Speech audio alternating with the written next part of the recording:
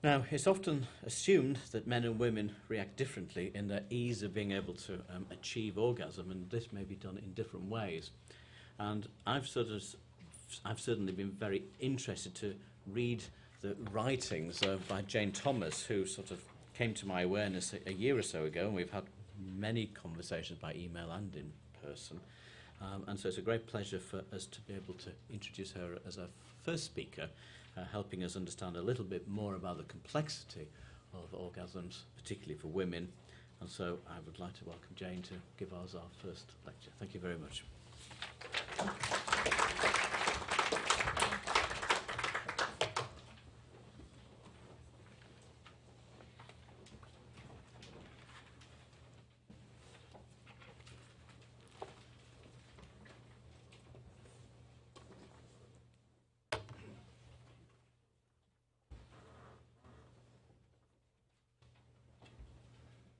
Great. So, what is sexual pleasure? And do women experience sexual pleasure in the same way that men do? Or is sexual pleasure fundamentally different for women? Some years ago, I wanted to find out some information about female sexuality, and I approached a couple of doctors. The first doctor was a man in his 60s, and he suggested that I went along to the family planning library in central London. Well, I wasn't very enthused by the title. I didn't think it sounded like it had much to do with sexual pleasure or female sexuality. But I went along nevertheless, and I found many books about how a woman can have a baby, how a woman can avoid having a baby, and quite a few books about sexual diseases. But I didn't find one book about sexual pleasure. It was all reproduction and responsibility, no fun. So the next time I approached a doctor, it was a woman in her 30s. And she was unable to help. She told me she had no idea where I could go to find out information about female sexuality. And I realized, of course, as a doctor, she must talk to women more in the context of pregnancy and childbirth. But I also came to appreciate that for women, there's often associations of immorality with sexual pleasure, because it was very evident that she was embarrassed by the question. It was as if I was asking something slightly improper. And I think the reason for this is that sexual pleasure is associated with the sex industry. And the sex industry, both prostitution and pornography, are geared towards primarily the male consumer. And women's role in those industries is to provide pleasure to men for money. So, for example, in pornography, it's geared towards male fantasies. So it's not at all evident that the sexual behaviour of the women involved and their apparent sexual responsiveness reflects the same behaviour and responsiveness of women in real life. In fact, porn offends many women, and so we can deduce from that that pornography almost certainly doesn't reflect women's view of what sexual pleasure is all about. So how do women enjoy sexual pleasure? And in particular, how do they enjoy orgasm with a partner? Well, the first step in enjoying sexual pleasure and orgasm is that you're motivated to do so. So I'm going to start by talking about sexual motivation. Then I'm going to talk about physical stimulation, that is how the body is involved in orgasm. And then about psychological arousal, that is how the mind is involved in orgasm. Next, I will present the research of the two key researchers into female sexuality, that is Alfred Kinsey and Sherry Hite. And finally, I will talk about some of the issues that challenge our ability to enjoy sexual pleasure over the longer term.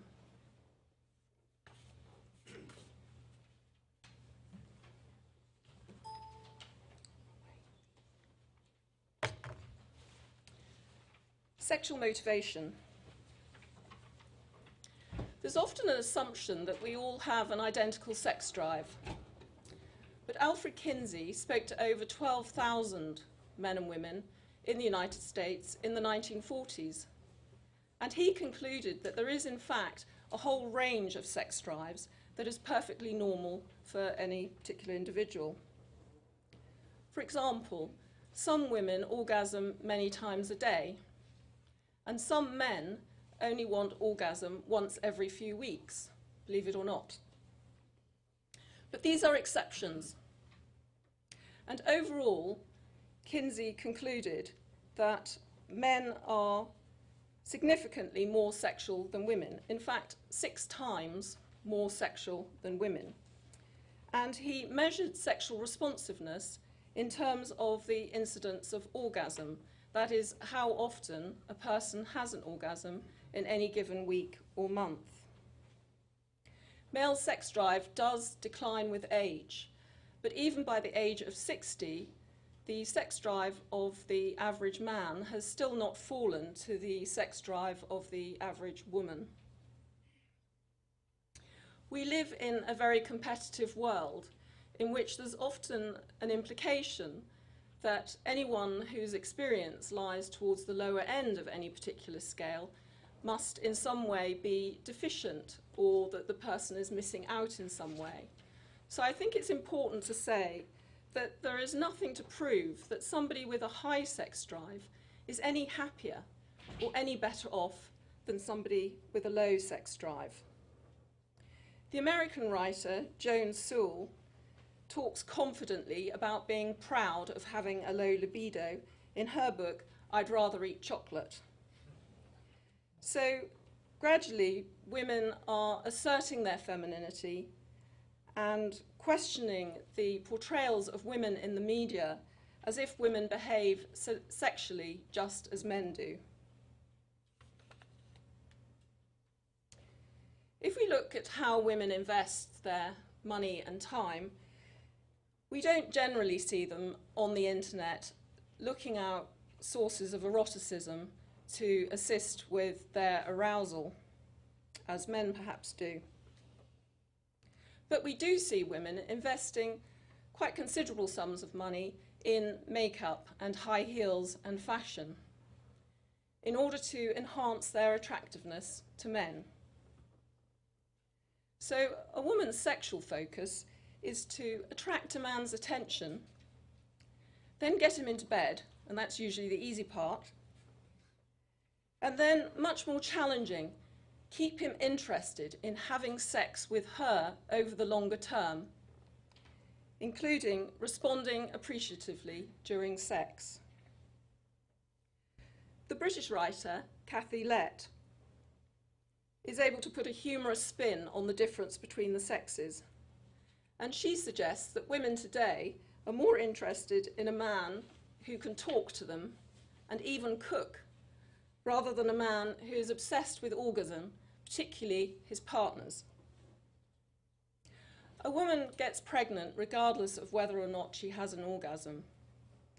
So there's no reason for a woman to orgasm by any means, and there's no reason why a woman should be motivated by orgasm at all. So a woman naturally focuses on pleasuring a lover through sex, rather than pleasuring herself.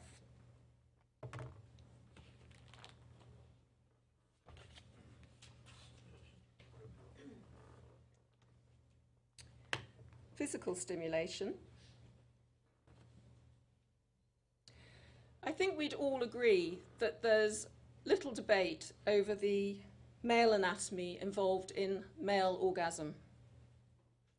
However, I think we'd also all agree that there's a lot more contention about the sexual anatomy involved in female orgasm. So which body part does a woman need to stimulate in order to orgasm? Is it her vagina? Is it her clitoris? Or is it some other part of her sexual anatomy? One would have thought that anybody who knows how to orgasm would know which part of their body they needed to stimulate. The fact that there is debate over this most basic of sexual facts indicates the level of misunderstanding about how and when women orgasm. The reason for the confusion is that women do not experience spontaneous arousal as men do, so they don't have the genital focus that men have. Kinsey found for his sample that only around 20% of the women in the sample masturbated regularly. But I think we can conclude that masturbation is much less common in the female population in general, simply because of the taboo over masturbation among heterosexual women. Women who do masturbate know that the clitoris is the source of their orgasm. But when it comes to sex, men's desire for intercourse means that the focus tends to be the vagina. However, it's illogical to believe that a woman orgasms by stimulating her body in one way when alone and in a completely different way when she is with a partner. Sherry Height picked up on Kinsey's finding that female orgasm is most easily achieved through masturbation. And in her work in the 1970s, she focused on the clitoris. But although she was able to confirm that clitoral stimulation leads to orgasm when a woman is alone, she was unable to show that it was as effective with a partner. So, for example, 82% of the women in her sample could masturbate themselves to orgasm using clitoral stimulation. But only 44%, that is roughly half that number, could succeed with orgasm using the same techniques with a partner, that is manual stimulation of the clitoris. And only 42%, again roughly half, could succeed using oral sex, that is oral stimulation of the clitoris by a partner.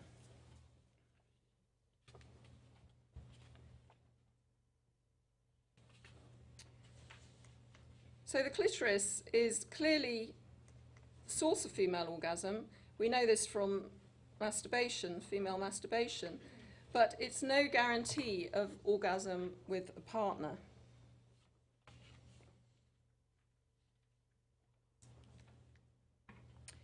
Mental turn-ons, psychological arousal.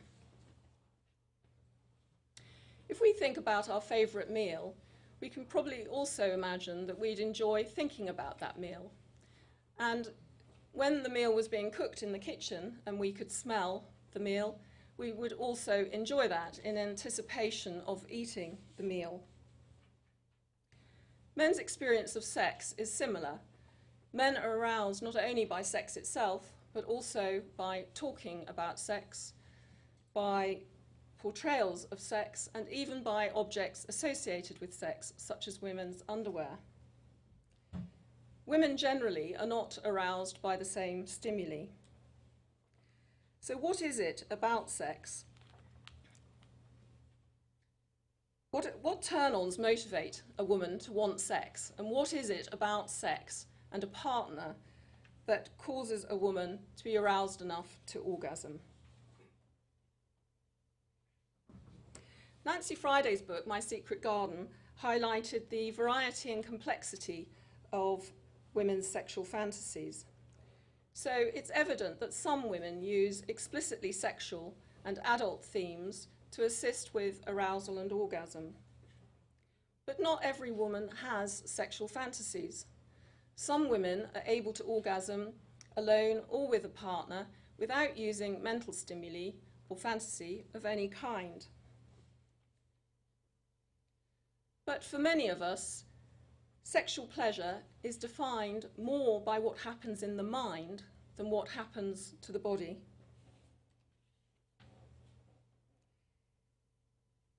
If we look at the male experience, men's enjoyment of pornography indicates that they use fantasy to assist with arousal during masturbation. Likewise, men's appreciation of a responsive partner indicates that they need assistance with their fantasy of arousing a woman through intercourse. Female masturbation is quite different to male. For men, sex is always the goal, and masturbation usually a poor substitute. For a woman, masturbation provides an environment devoid of distractions where she can get the intensity of mental focus on the taboo aspects of sex that she finds most arousing in order to achieve orgasm. And this is much more difficult to achieve with the distractions of sexual activity with a partner, where a woman needs to be interactive and respond to a lover. So some women's use of fantasy leads to orgasm when alone, but does not work with a partner.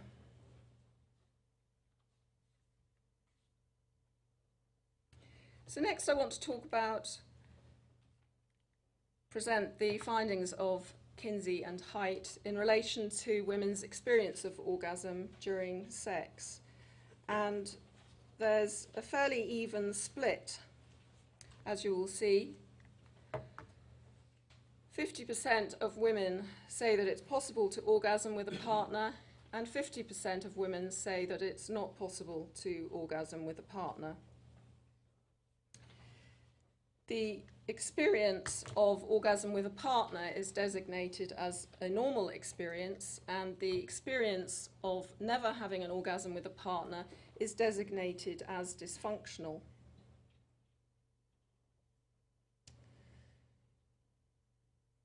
There is nothing new about this view of female sexuality, and it comes from a male view of women's sexuality, where men assume, because intercourse is arousing for men, that it must be equally arousing for women.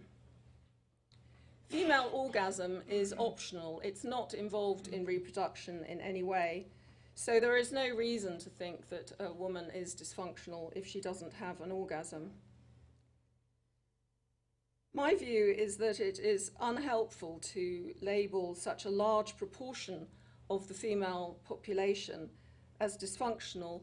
I believe that this intimidates women into silence and explains why the most confident people who can talk about female orgasm and who think they know how it should be achieved are in fact men. There are very few women that are confident to stand up and talk about how it's possible to orgasm with a partner. Both of these researchers were criticised because it was felt that their samples were unrepresentative. As I mentioned, in Kinsey's sample, he found around 20% of the women masturbated regularly, and it was considered that this was unrepresentative. But any research that asks about orgasm is likely to attract a disproportionate number of women who masturbate. And the explanation for this is in the research findings themselves. Female orgasm is achieved most easily through masturbation, and therefore women who masturbate are more confident about orgasm. And Sherry Haidt noted that women are often unsure whether they actually orgasm with a partner or whether they simply experience sexual arousal. Regardless of whether women describe sex as orgasmic or not, women do not behave sexually as men do. So, for example, they don't generally pay for sex, and they also often feel exploited by casual sex. Over the longer term, most women prefer to have sex within the context of a relationship. The bravado that we have in society at the moment, which assumes that every woman orgasms every time with a partner, leads to unrealistic expectations, and this causes problems for both men and women in their sexual relationships. So expectations for female orgasm should be reconciled to the sexual attitudes and behaviours of women in real life, and specifically not to those of women in fictional media, such as pornography. So, lastly, I wanted to talk about the concept of give and take in long-term relationships. Given the difference in average sex drive between men and women, the issue of mismatched sex drives is a fact of life for many heterosexual couples. Kinsey acknowledged this 60 years ago, and he commented that it was amazing that couples ever find a solution to this problem. But given the bravado that I referred to earlier, there's a great deal of reluctance to acknowledge this issue. Surprisingly, as Australia is often considered to be a macho nation, Bettina Arndt, who is an Australian therapist, has published a book recently called The Sex Diaries, in which she documents the sex lives of numerous Australian couples and talks about what a huge issue this is for Australian sex therapists.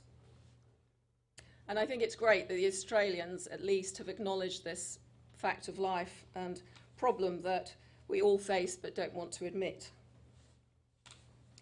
So men tend to focus on orgasm as a means of motivating women to be more interested in sex. But women are not motivated by orgasm in the way that men are. Kinsey found for women who do masturbate that they masturbate about once every 3 to 4 weeks. And this is much less than most men want to be having sex.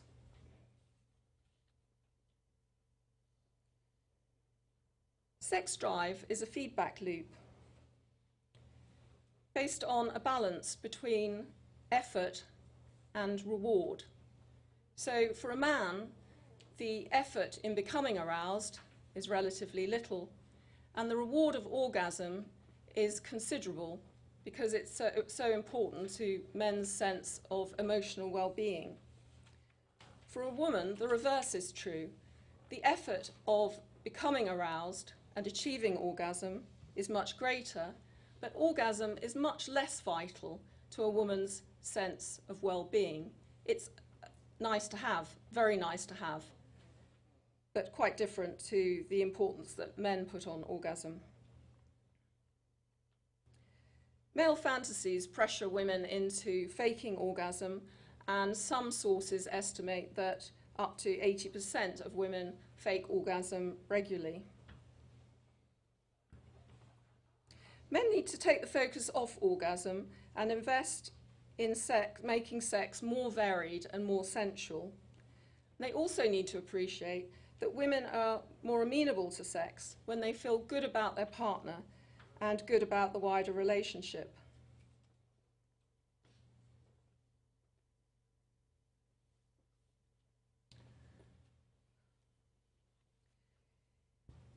In order to accept this research, we need to face a huge emotional conflict that many people have between fantasy, that is the way we'd like things to be, and reality, that is the way they are. It would be massively convenient if we could wave a magic wand and make women's experience of orgasm happen when we want it to. The research indicates that it happens, unfortunately, much more readily when women are alone.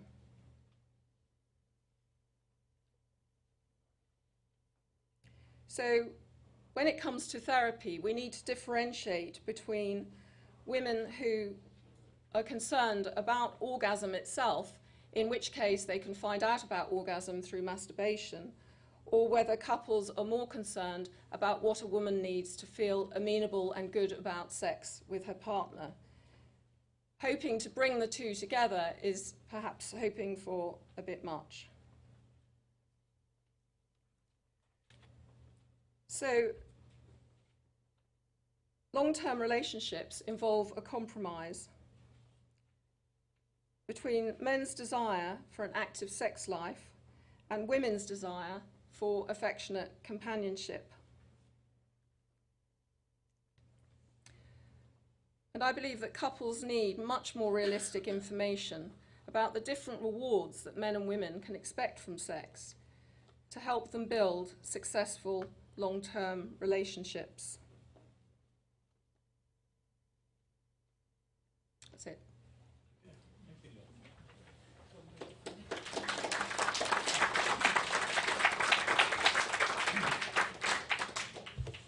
Some provocative thoughts and opinion there, which I think would let us ask some questions of Jane, and I'm sure one or two of us would like to challenge or talk about some of the things. Could you just introduce yourself and say who you are, please? My name's Helena Thornton. I'm just a GP. I'm not Hi. a sexual therapist or anything. I find listening to that quite difficult because my experience of being in surgery and my experience of being the age I am and having lived the years I have is quite different from that. I see a lot of couples where the woman wants a lot more sex than the man. And when in a relationship the man wants more sex than the woman, it is fairly easy to find a way to live with that because most women can live with that. But a lot of the pressure on men in relationships where the woman wants more sex than the man, it's then difficult for the man to come up to scratch. I also think that, it's a great shame that we're still using Kinsey, which is nearly 60 years old. And, I have a daughter of 28. I don't talk to her about her sex life, but I look at her friends and I look at Anne Summers and the amount of sex toys and the people that were outside this afternoon. And I can't believe that if Kinsey did his research now, he'd come up with 20% of women masturbate, and on average it's once every 3 weeks. That doesn't seem realistic to me. Now maybe I'm the odd one, but I find that quite...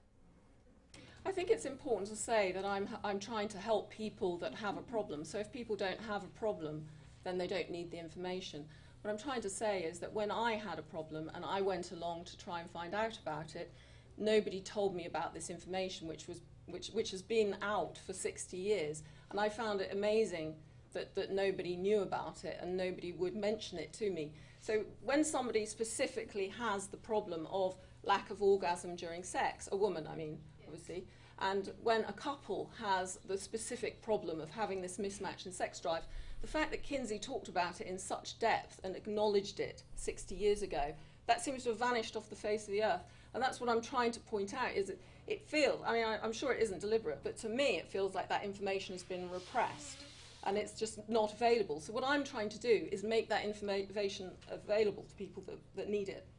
And if they don't need it, then great, that's fantastic. But it's trying to put the other point of view. When you talk to women in the Muslim community, what you find is that, a comment that somebody made to me was that Muslim women are not even aware that it's possible to orgasm with a partner.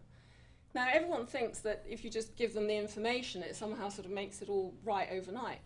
But all I'm trying to point out is that there is an element of this where what's happened since the sexual revolution is that women have been told that they should orgasm during sex. And so it means that a lot of women approach sex without knowing what orgasm is, and they simply assume that they're having an orgasm. And I think that there's very little appreciation of just how embarrassing the subject is. So what I'm trying to do is get more awareness of the fact that I've spent 10 years trying to find out about this subject and how women actually do it, and nobody will talk about it. So what I'm saying is that if it's so wonderful and so pleasurable, why can nobody tell me, how they do it, or, whatever? And I'm saying that I'm a perfectly normal woman, and, I'm just saying it just seems a little bit odd to me. Every man seems to get it right pretty much first time. So, so what's missing here? And I think by telling people that there's something wrong with them, and if they, got a better partner, or if they, read a book about sex, that it's going to solve the problem. What I'm saying is I haven't done all that, I haven't ditched my partner, but anyway, what I'm saying is that I've done all of that research, I've asked people, and for me, none of it works the way it's supposed to. And I want to get more openness about admitting that, because there seems to be a lot of bravado that's coming to the conversation, and everyone's always got the success stories to tell, which is great. But what about the people that are on the other side of the coin? No one ever thinks, about how they feel. And when I've tried talking to women, what I find the overwhelming thing that really strikes me is how silent women are and how they won't speak up. If you ask a woman about sex, it's really, really difficult. She won't say anything because it's so competitive.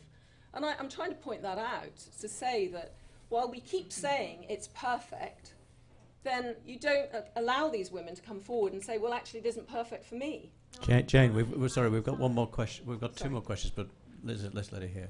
Hello, I'm Hi. Lynn, and I'm a psychosexual therapist in Oxford.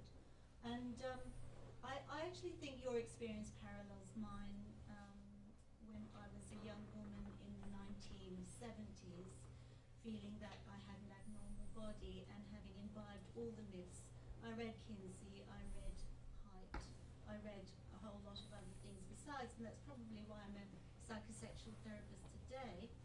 And what I've learned through working in this field is that we have to be careful where we generalize, and I think we have to be very careful about polarizing male and female stereotypes like this, because men are laboring under a similar body of sexual myths and constraints and pressures to women, and it's actually a conjoint struggle to be real in the face of stories we were told and that actually aren't true. Mm-hmm. And that you don't empower the woman without empowering the man, and vice versa. I also work with same-sex couples where there are mismatches and desire which have nothing to do with gender. And so I think, as our colleague there said, there are truths, and then there are relative truths, and there are absolute truths, and we need to make a difference between them in order for people to get what they need. And yes, I would agree that Britain is fairly sexually repressed. I grew up in Australia, and we were talking about this stuff years ago. Yeah. Jane, do you want to respond? Or so I'm only going to let one more question. I would just repeat the point that this is very much directed towards people who find it useful. So I'm not trying to destroy anyone's Okay, we've got this happiness with what gentleman. they're happy with. Yeah, like a consultant endocrinologist, really two brief points. I'm afraid I'm going to disagree with you about the comment about Muslim women, because you need to differentiate between social taboos and Islamic teaching, because even many people don't know in the Quran foreplay is mentioned. That's to start with. The other thing is the Prophet is teaching, encourages kissing the partner before having sex. So it's totally different. So I don't want to go through that discussion. But as an endocrinologist, really, I would say the samples obviously we mentioned, and you yourself have highlighted that people have criticized samples of these studies. But one people obviously assume that they're obviously normal individuals. But in reality, they are not, because some of them will have obviously hormonal deficiencies, and you cannot generalize obviously. However, those who have responded poorly, if they were obviously subjected to an endocrine sort of assessment, you will find sort of problems that are treatable. I think one of the problems is a quick response, please. Sorry. Yeah, no, quick. Is that everyone seems to, we've been on the planet having sex for God knows how long it is, thousands of years, but everyone seems to think that female sexuality can have changed, over the last 60 years or something. It strikes me that Kinsey spoke to a lot of women, and there's a very clear message in there that for a lot of women, they find that, masturbation works brilliantly, but it doesn't work with a partner. And that's the only message that I'm trying to get out, is for those women that find that message useful. It's not a mantra. I don't have a political aim. I'm simply trying to help women like myself. I was just amazed in this day and age of the internet and everything else that this information has been buried and lost. What I'm saying is, if it can help people, then why are we ignoring it? If it doesn't help people, then ignore it. Fine. Okay, thank you. We'll come back for the discussion. We have got time for 25 minutes for the discussion at the end, but I just want to try and keep the times for our speakers. Our next, thank you very much, Jane. That was great.